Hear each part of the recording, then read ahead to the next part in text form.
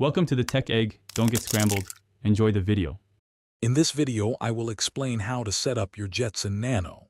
First, you'll need to gather your Jetson Nano board, a high-speed micro SD card, and a compatible power supply.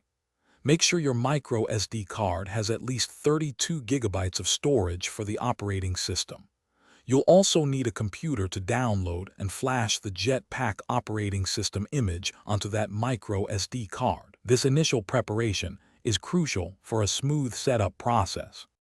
Once you have your materials, the next step is to flash the operating system. Head over to the NVIDIA developer website and download the latest Jetpack SDK image for your Jetson Nano. Then, use a reliable flashing tool, such as Balena Etcher, to write this image onto your prepared micro SD card. This process can take some time, so be patient. Always verify that the flashing completes successfully to avoid any issues during boot up.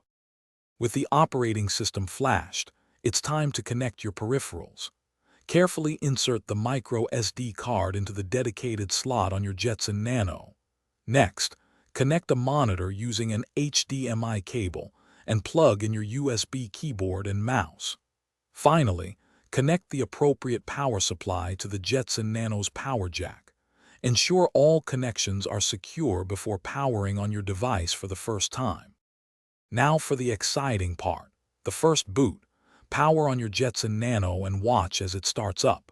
You'll be guided through an initial setup wizard where you'll configure your language, keyboard layout, and create your user account. This is where you personalize your new development environment. Remember to check the description for a link to the Echo Dot smart speaker and other great deals. After setup, you're ready to explore the vast capabilities of your Jetson Nano for AI and robotics projects.